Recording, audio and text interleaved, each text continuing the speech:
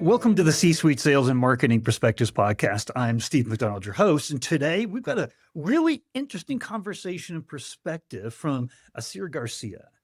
Now, Asier, you've held some incredible titles and roles from CEO to Chief Business Officer, Chief Growth Officer. You've headed up digital content and that content experience that we create for our clients. You're in some of the biggest agency holding groups that you operate in. And so the demand on what you do and the level of value that you provide to your clients is intense. I know I've been inside of those groups before. But what a lot of people don't understand is that you are also selling the agency, not just serving your clients, right? So you are in an ABM go-to-market motion yourself. You are living what you're doing, how you provide value to your clients. That's something that I think a lot of people miss when they think about agency guys, which I have a big agency background as well. We're going to talk about, though, how do we create sustainable growth in the B2B world? And how do we move away from a vendor mindset? And that seems like a very superficial conversation, but oh boy, it's not. I'd love to get into this, but if you wouldn't mind just explaining a little bit more about your background before we get started. Yeah, I'm happy to be here. Okay, Steven, thank you very much for the invitation because it's a topic that is totally worrying me. I'm continuously thinking about how we can improve, not only from business perspective, also for the kind of relationship that we have with the clients and what the clients are expecting. And I think it's something that there is not a key that is going to unlock everything that we hear where we're going to talk about. But I think that is something that we need to put on the table and to analyze both for what we are doing from creative agencies and also what the clients are doing. I think this is a conversation between the clients and the agencies, and we need to be on the same table. So thank you very much for this. About my background, I think it's interesting. What I've been working a lot for B2C and also B2B. I love both environments, and I think that are pretty different from the business perspective, are the same. We know the clients have their own objectives. For B2C, they have different objectives, and for B2B, they have other different objectives. So I think the way that we need to act with the clients is the same. The only thing that is changing is the objective. And I think the way of working is the same one. The only thing that we can achieve and we can have on the background is the experience that we have of working for B2B or working for B2C. So that is something related with people, it's something related with processes, and it's also something related with what they are expecting from our side.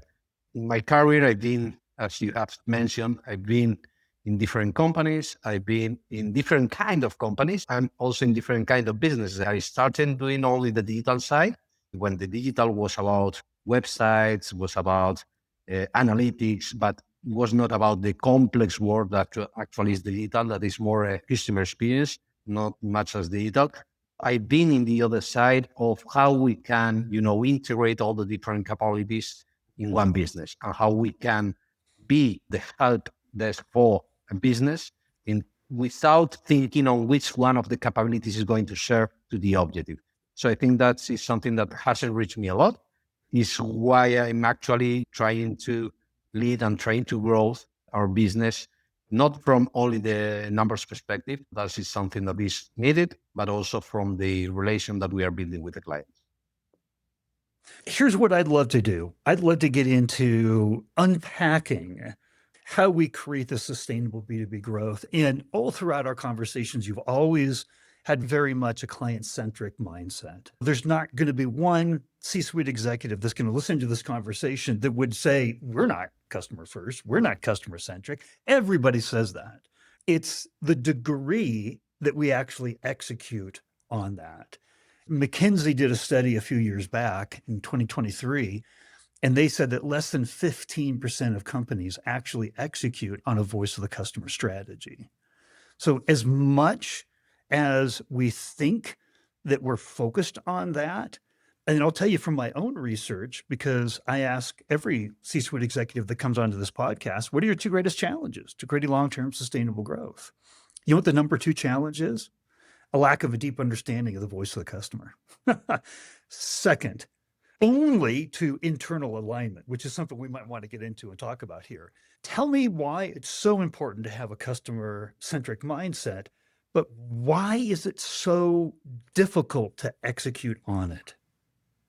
Yeah, I think it's pretty important to have that mindset because when we are very focused on what we need to achieve as a company from our side, sometimes we try to focus on what we want to deliver, our objectives in terms of how we want to deliver in terms of numbers, what we want to deliver in terms of showing to other partners what we are doing. But I think we need to dress with the client's skin. Now, I know what I want to do. I know which one are my objectives in terms of numbers because I'm in a big company and we need to give the numbers. But now is the moment to go to the wardrobe of our clients and put their coats, put their shirts, and trying to be on their mindset. If we are going to do a good work, it's because we are achieving their objectives. And to achieve their objectives, of course, we need to understand the business. And to understand the business, we need to put on their shoes and we need to stand with them. And that the only way of doing that is to be very close to them, talk with them, but not only talking about the project, not only talking about, okay, I'm delivering this, I'm not delivering this. No, it's about talking about the real business problems that maybe are not totally linked with what we need to deliver for them. But it's another conversation that is going to give us all that background and perspective that they have that maybe they are not explaining very well when they are briefing us about the project. In the brief is what they need to achieve with that project, but we don't have all the background. And I think that is pretty important to think on the way they are thinking. For that, we need to understand not only their career, not only their business, we need to understand what they want to do in the next 3 years, what they want their company to be, where they want their company to be in 5 years. So I think that's pretty important. And that is something that is not included in a brief. They are never going to include in a written brief. They are not never going to talk to you about that. And you need to understand that. If we understand that, we are going to be on the same river. If not, we are separate rivers. One is the Atlantic Ocean, the other one is the Pacific Ocean. And sometimes with the Panama Channel, we are joining together. If not, we are going to be separately and we need to jump on the same ocean and be there with them. It's not about sailing the boat on that ocean. It's about going in deep in the ocean with them together. So I think that's pretty important. So I want to talk a little bit about what you were saying there. It can never go into a brief. So agencies put together a brief for everything. Every project that we initiate, there's a brief and a client signs off on it. When you say it's not always contained in a brief and it's not contained in a Zoom or a Teams meeting, because what ends up happening is we get into these business conversations and we have a million things to talk about and we click through the agenda and what we're doing and we never dig deep. They're off to their next meeting, we're off to our next meeting. But you had an incredible example. You had an automotive client and you had a great example of what it means to actually be proactive and learn more and go beyond the cursory meetings and briefs and things that we have. Could you explain a little bit about that and why that was so important to dress in their wardrobe, stand in their shoes, right? Yeah. When I'm mentioning the brief actually only needs to be like the starting point, but doesn't need to be the way we need to follow. I think it's okay, I have a need. Okay, then we need to build which one is the path until that briefing. Because if we don't build that, we are not going to be able to challenge. Because sometimes the clients, they have their business, they are very focused on their objectives, but they are not thinking on what is happening in parallel that maybe is affecting the real objectives they have. For example, what you are mentioning is 7 years ago, we started working for an automotive brand and it was very clear. They wanted to launch a new model. It was a very clear way to follow on how the different launches of the models were. It was always on the way they wanted to do the things. They were pushing us to follow the way they were doing things. But we went a step back and, let's explore. We need to understand not only your business, we need to understand your full world from how you are building the cars, why you are building the cars on that way.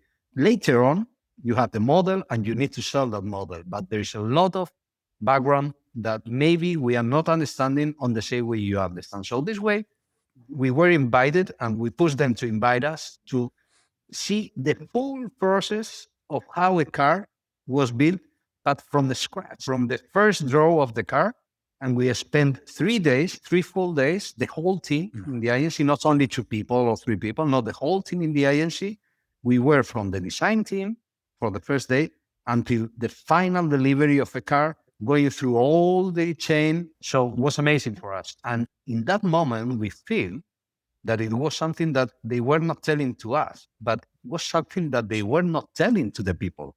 To the target, they were not knowing. They only saw one photo of a model, the different features, but all the background that was going to enrich a lot the cultural side of the brand, how the products were developed, why the products were done on that way, all the thinking. So the value of the brand and the models step up a lot. It's difficult to have all the attention of someone to explain all that process. But our work in that moment was, okay, you need to reposition your brand, but we need to explain to all the people why you are positioning this brand on this way, because there's a lot of on the backside that they have not seen. So we create something that was like an experience for the consumers about what was happening inside that brand. Because sometimes it's not about, I need to sell a car. Sometimes I need to sell a car, but the car is going to be sold because my brand is something for the consumers, and I need to make the consumers understand why the brand is that. Jumping on the client's shoes and going together with them, because if they know what is happening from the very beginning, we need to know exactly what is happening from the very beginning. Not only when they are putting a brief on the table and they are telling you, okay, I have this brief, I need you to do this to achieve this. We need to understand all the business. Just to accentuate this, I had a gentleman on, the CEO of a big CRM company, and he spent 17 years at Accenture. And he said, what we would do is we would go to their office and we would sit with them and we would ask them about what they're doing and why they're doing it. He said, we didn't just get briefed and go off and return a project. We actually wanted to live with them. And it's what you're saying. And you say you put on their clothes, you got to walk a mile in their shoes, because we are all busy and because we all have a list of things on our proactive, I need to get this done list. We can very easily default into the briefs and the meetings online and go around and do our work. But it's where we do our best work is where we don't sacrifice what you're talking about, is actually truly trying to understand our clients and their business and how they impact their clients. This comes under the umbrella of a marketing 101, know your clients and know their business, but it's really hard to execute that. And it's hard to execute that in an environment where on our side and the client side, there's always a lot of changing, right? There's executive turnover, there's turnover on our team. We're trying to maintain not only that understanding, but that understanding in a way that every member, even new team members on their side, our side, have that level of understanding. How do we do that? It's hard enough just to do it in the first place, let alone, this adapting to turnover and all of that. Yeah, we need to be very challenging. I think when a client or a new contract is coming to us and is requesting something, we need to be challengers. I think if we want to be someone that is going to give something extra mile for that client, and we want them to feel that, you need to challenge them. You need to discuss with them. You need to, I need this and I need this, because if not, I'm not going to be able to understand.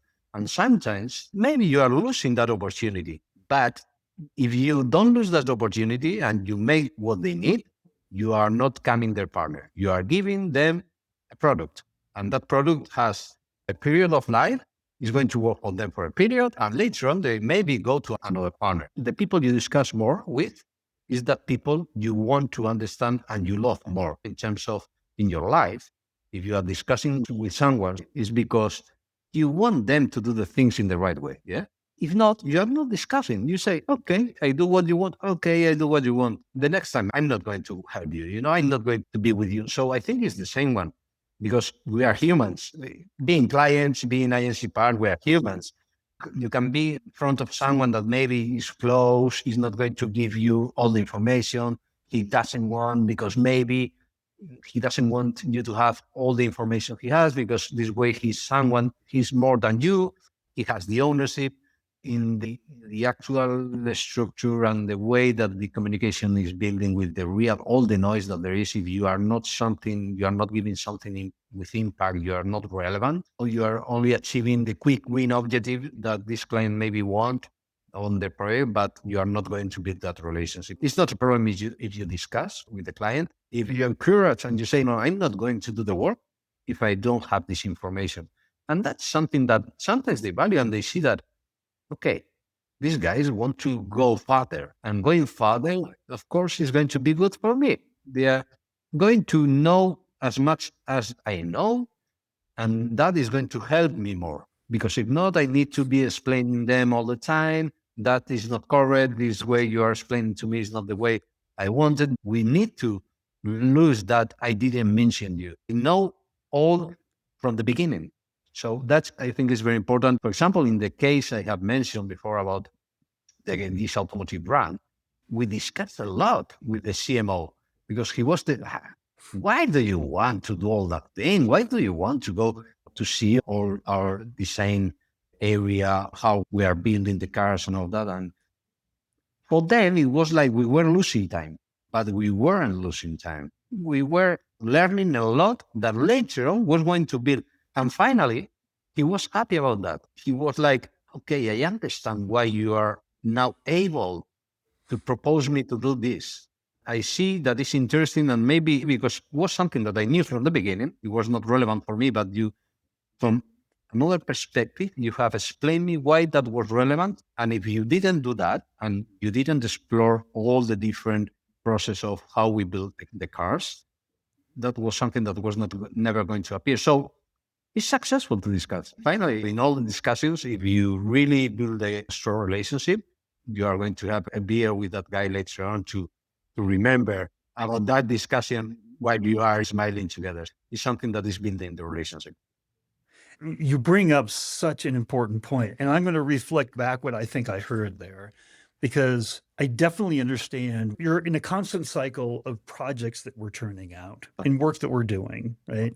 And it's very easy to get into a very superficial or a cursory discussion of each of those projects, where I know as an agency, you want to ask more questions constantly. You want to learn more because you want to do better work. But the receiving end is somebody that has too much to do on their list of the day. They want to tick through, they want to brief you, they want to move on, and they want to get to their next thing. So there is a built-in tension in terms of how much we come together and how much we learn together, and then the quality and product of the work and the value that your clients get. I think that whether you're on and you're listening and you're in an agency right now, or you're the chief revenue officer inside of a B2B company, listening to our clients and going to our clients and getting more and more information is going to increase the value of what you can do for them. This is something that's been accelerated with AI, but all of our clients or our customers, their expectation of value is only increasing. It's not decreasing. The time to value, the amount of value that we provide is only going up. The worry is in the race to do things faster and quicker and provide more value, we're actually getting less and less input. I know you've felt that, right? That's just another level of tension that gets in the way of doing great work. How do we provide more value, do better work when our expectation, like the short-term versus long-term balance, it's always on the short term. Like it's always getting things done quickly and fast. We are used to work only with some specific people in the companies. For example, as from our side, as a creative agency or a creative and customer experience agency, we are used to work with the CMOs. And the CMOs and their team are the ones that are leading from their company the relationship with us. Here, the problem is that actually the business is extrapolative, in terms of today you have a CMO, in 3 years or in 1 year and a half, that team is not going to be there. So how can we really be the partner, not for them? We are not the partner for the CMO. We need to build that relationship of partnership with the company, because actually something that we are doing. We are trying each time we have and we receive a brief from the marketing department. When we explore and we challenge, we ask them to be able to talk with the procurement team, to be talking also with the intelligence team, to be also talking with the product team, because they are the one that are going to give us the information without filters. We are going to start building a relationship with all those different stakeholders inside the company. And we are not only the partners for the marketing team, we are the partners for the full company. Sometimes there is something that another area can detect that is a need for the company that maybe is not very related with advertising, with communications for the final consumer, that maybe is something that is an internal communication need, where we also need to be there. And the marketing department maybe is not related with that. So this way, we are coming not part, because I don't want to always say we need to be part of the business of the client, because I think they are looking also for an external fresh view. And we need to maintain that two sides in terms of, okay, I know about you. I know a lot about your business. You have explained me a lot. And actually my experience with this is amazing. And I have a lot of information, but also I need to show them that I'm bringing something from the external side.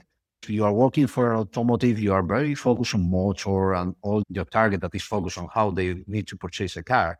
But sometimes there are insights in the fashion world that maybe is interesting for the automotive world. And you need to maintain that freshness of bringing external ideas into another different world.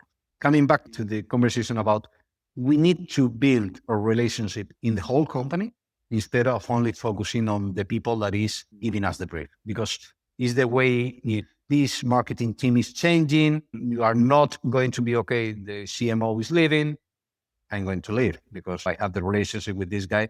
We need to build the relationship with the whole company. And that is demonstrating both all the purchase team, all the product team, the intelligence team, the IT team, working with all of them. This way, we learn a lot about them, but also they can see what we can give to them more than marketing. Because I think actually from our side, communication is more than creativity. The communication is about customer experience, technology experience, platforms experience, product and price experience. You need to build all those together, because if not, purchase is one, selling is one, commercial is one, marketing is one, and they can build distances between them that are not going to be successful for the final objective. So I think that is our objective, actually, not being a third party for the marketing. It's about being a partner for the full company. And being that partner means you're building trust. You're building trust with different departments. Trust is the foundation of getting into the relationship, keeping that relationship. We all know that chief marketing officer, like, they have the shortest tenure in the B2B C-suite. It's a survival strategy at the same time, right? You have to build relationships. We're in a relationship-based business. So if we're not building those relationships, and those relationships go back to what you're saying, making sure that the work we're doing along the way is the highest quality and value too. So I've got one more question. We've talked about so much already, and our poor human brains can only remember about 2 or 3 things at a time. But for the C-suite executives that are listening into this conversation, if there was one thing that you wanted them to remember, what would that one thing be? It's not easy because it's only one. I have said a lot of things, but I think the most important thing for me is don't be afraid when you need someone from one partner. Don't be afraid about sharing with them all your concerns, of your preoccupations, from the smallest thing of your nightmares, the opportunity can rise and build a new opportunity that is not in the written brief for your partner. Don't be afraid. You are never going to give an information that is going to be used against you. It's going to be used in your favor. So I think that's the key. Well, I have to tell you, the whole mission of this podcast is just to bring different C-suite executives and perspectives and insights and past experiences together so that we can all learn from each other. If we do that, then that's the rising tide that lifts all boats. I just want to say thank you, Asier, because you were amazing today in being a part of that rising tide. And so I just wanted to say thank you for coming onto the podcast. Thanks to you for the invitation. It has been a great moment. Thank you.